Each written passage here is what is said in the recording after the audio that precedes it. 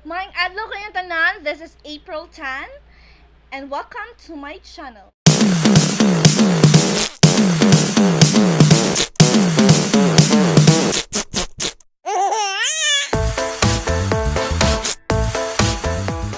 And for today's video, I will try to copy African makeup look. Let's start! So first thing that we should do is to put a moisturizer. So we should moisturize our skin para dili madaot. Choco brown ang kuan. And then cake man ni siya, so mag-need tag sponge. So dapat brown tayo. African kaya beauty. So more yun na to siya color brown kay para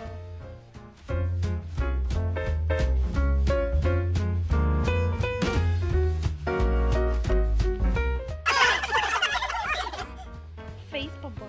So pagkahuman ana is mag-color is mag-powder ta.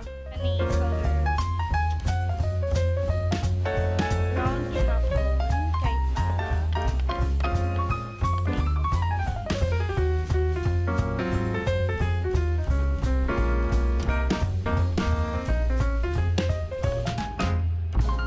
Oh, napaka-brown na ng face. Dapat kuan. So dapat i-achieve yun nato ang color brown kay ing-ani ay now dapat ing-ani. So next, ikaw man to butang og powder is mag-contour ta para sa atong cheeks and sa atong nose line. So guys, we are done with our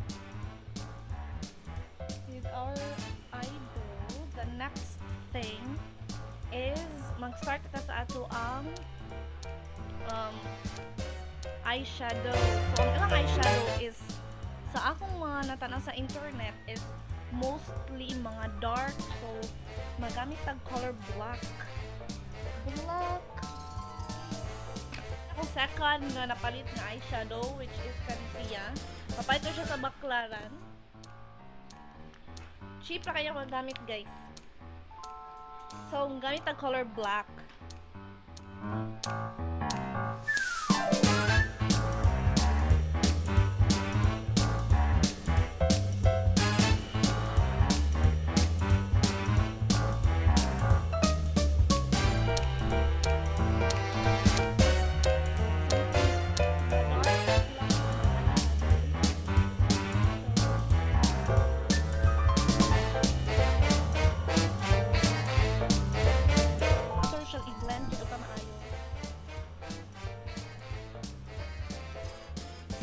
And then, ato siya sa golan og color brown sa taas.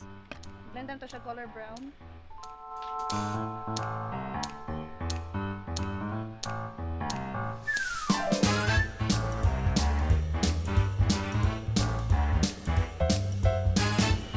Mo na kay ba ko makeup guys. Kay performer na ko ever since when I was 15 years old. So, as a performer, you should know how to para mag-makeup sa imong self. Kay wala kay makeup artist. Dapat kang mag-makeup sa pagkakas mo makibaw ka po.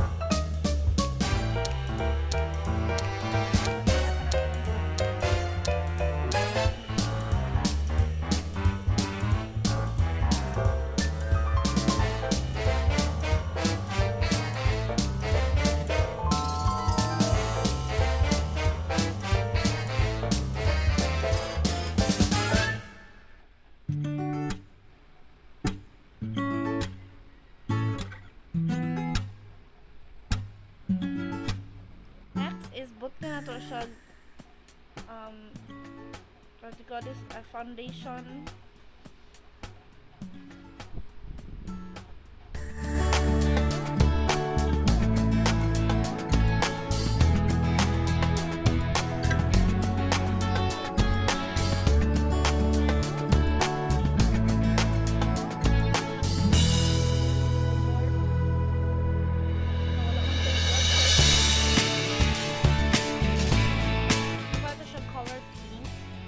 To is nindot iyang combination.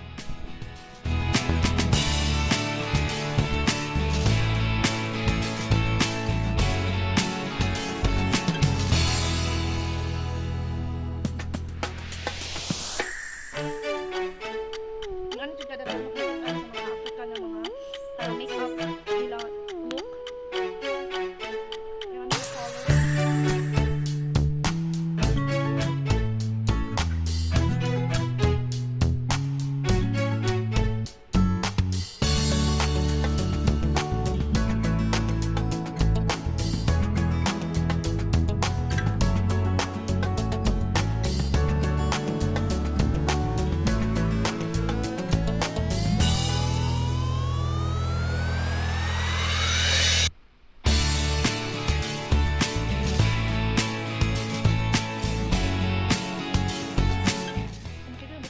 Eyeshadow sa wala. So let's blend it out. Blend with color black.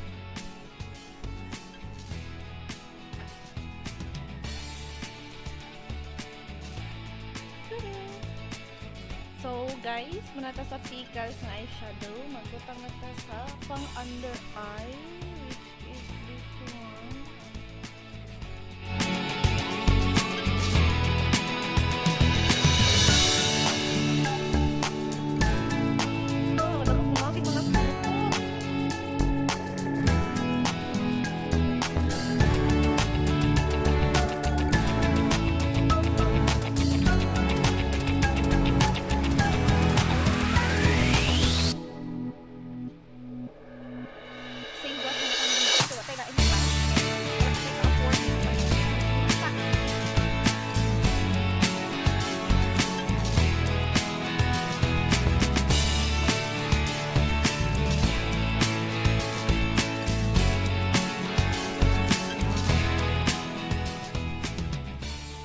Kani is a Maybelline na siya nga mascara, and mo dyan na siya kung permi gamitan every time sa school, mag-event,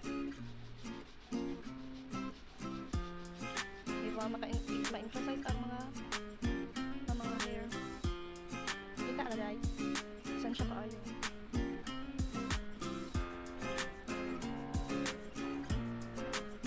And then sa taas food,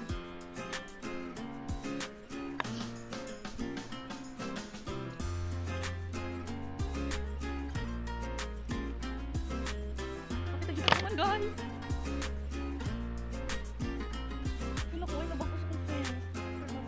Next is ang dark man. So, ang lipstick at gamitin is dark. This is, I don't know if saan siya pangalan niya na erase naman ang name. Every time na event ko is mag-use ng color red lipstick kay para even though fresh siya imong look, kung magbutang ka og red na lipstick, dark red lipstick is musupa pud ka rin. At the same time, no, supa sad ka. And red yung pambato per me guys, kay dili kay if mga nude colors is kanang feel ako dili bagay sa ako. Kay dili lang ang bagay sa ako. So, sa awa no, grabe jud nakita jud na overused na gid siya nga pagka lipstick kay tanawa ma'ams. Kapag gamayan na lang ma'ams. Mga yun pag-sponsor. Kuya and ate, baka naman sponsor mo naman ako. So magpunta tag lipstick guys. Kailangan ko kumain ng lipstick guys, kay walay form ang aking lips. So mo na, ako na mag-drawing quad shape sa akong ngapil para na boom. Ang uban makeup art, ay, ang uban nga nakilala ka sa YouTube is dagan para sila pamutang sa ilahang lips, napay mga pila kag layers. Nakita diri nga puguri, usalang sa color.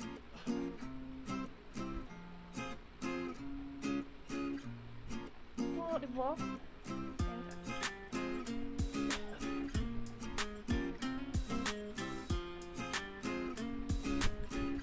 God, ko kay baw guys, magamit jud ko og pang kanang brush sa lipstick. There it is.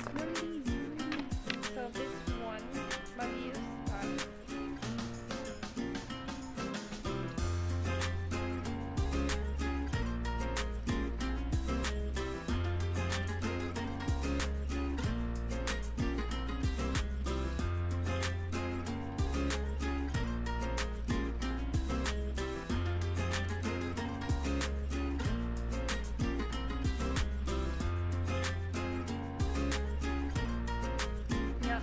gamay ng techniques guys. So, ako na-expert.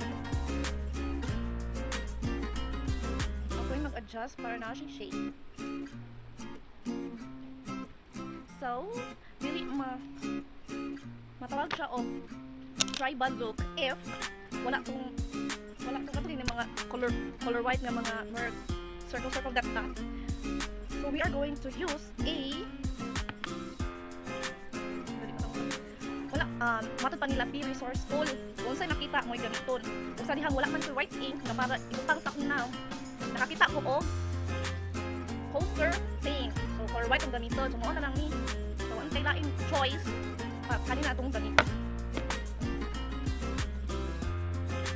Ini tao brush.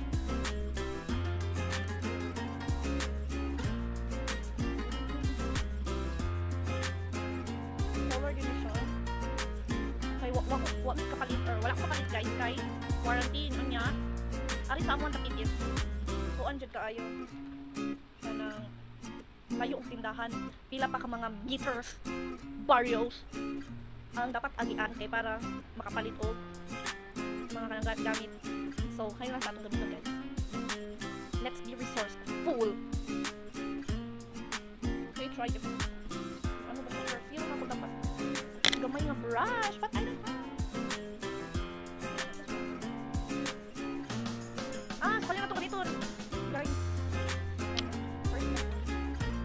So, ang ato is magbutang sa ari